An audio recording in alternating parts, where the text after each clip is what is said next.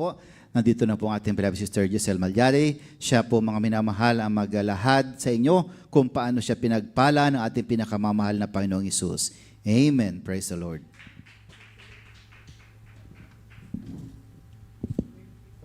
The highest praise and glory belongs to our Lord Jesus Christ, and I give my double honor and respect to our beloved honorable parents in the Lord. We always cherish their blessed teaching and memories po. To all the beloved workers, beloved, good afternoon po. Pasalamat lang po ako sa mahal na Panginoon for bringing us all safe here po sa ating pong banal na gawain. Amen. Praise the Lord. Bagamat alam po natin na yung na meron po tayong siniselebrang anniversary po sa dako ng LA, pero nagpapasalamat po ako dahil nandito po tayo sama-sama pong nagpupuris po sa ating mahal na Panginoon, Amen. mga minamahal. Nagpapasalamat lang din po ako sa kalakasan pong pinagkaloob ng ating mahal na Panginoon for everyday, for guiding me, mahal na Panginoon, driving here, mga minamahal, driving here po every Sunday, although talaga pong it was yung kalakasan po natin sa ating pong mahal na Panginoon na nandito po tayo, bagamat kulang sa tulog, walang tulog, mga minamahal, pagod. Nandito po talagang nagsusumika po ang bawat isa sa atin, mga minamahal, upang pong ating pong papasalamatan po ang ating mahal na Panginoon. Nagpapasalamat din po ako, mga minamahal,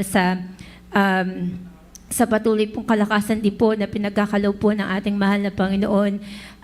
Bagamat nandun po bagamat po marami din po sa trabaho namin ngayon na may mga sakit, pero nandito po mga minamahal, kinabagan po ng mahal na Panginoon na patuloy pong kalakasan.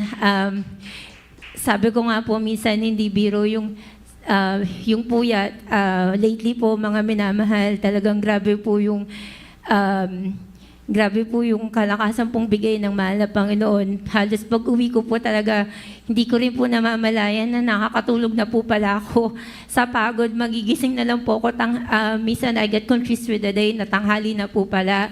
Pero nagpapasalamat po ko dyan, mga minamahal, kahit po sa gabi, sa pagmamaneho, mga minamahal, lalo na po kagabi, mga minamahal, it was masyado pong andami pong fireworks kagabi nung pumasok po ako, kahit din po dun sa lugar namin, all the way to the work po, talagang ganun na sabi ko nga po, mahal na Panginoon, paratingin mo lang po ako sa parking lot ng safe po ng ospital, okay na po ako dahil kabila-kabila po yung putukan kagabi, mga minamahal, pero nandito po kahabagan po patuloy pong pinag-iingatan ng ating mahal na Panginoon, mga minamahal.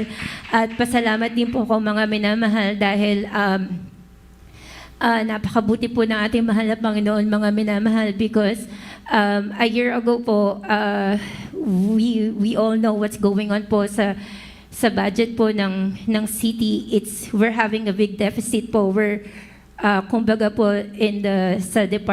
nasabi ko na po sa department po ng public health, mga minamahal, we're losing a lot of money po talaga. Pero nandun po na nag-start po ng layoff na po.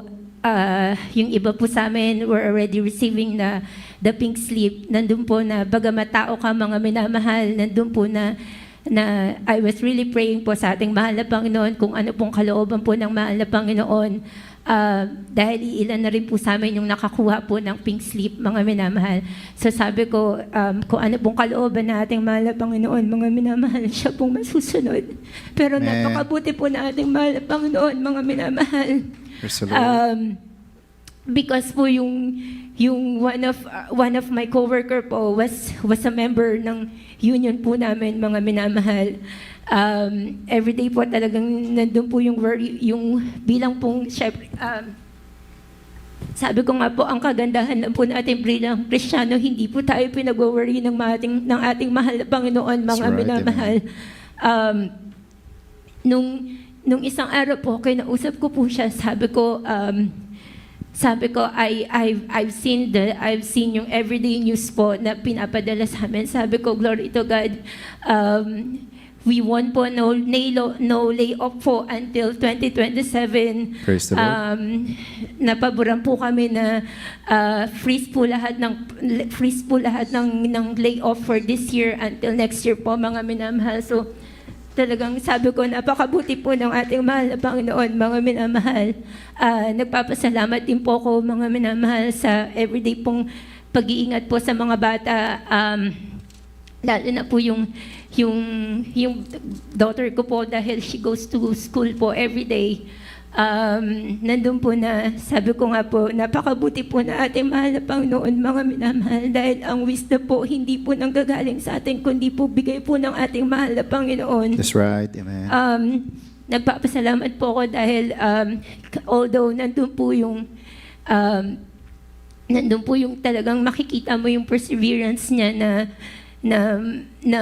makapasa po every day, because sabi ko, it's a challenge, it's a very challenge subject po that she has. Pero sabi ko nga po sa kanya, walang imposible sa mahal na Panginoon, anak. Sabi ko, ang karunungan lagi nagbubuhat po sa ating mahal na Panginoon, mga minamahal. Kaya po, nagpapasalamat po ko dyan. Ganun na rin po, pasalamat din po ko sa everyday pong kalakasan ng beloved lolo ko. Nandun po na patuloy po siyang, although sa age na po, nagpapasalamat po ako dahil malakas pa po ang tatay. Medyo sabi ko nga po, nandun na po siya sa stage na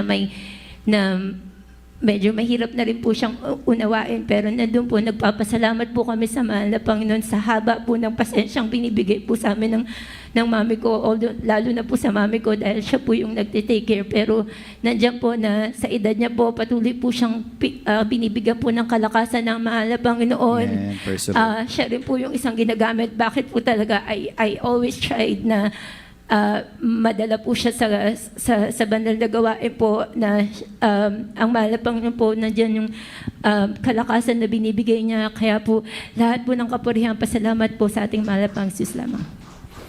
Amen. Praise the Lord. God bless you, Brother Sister Giselle Malyari.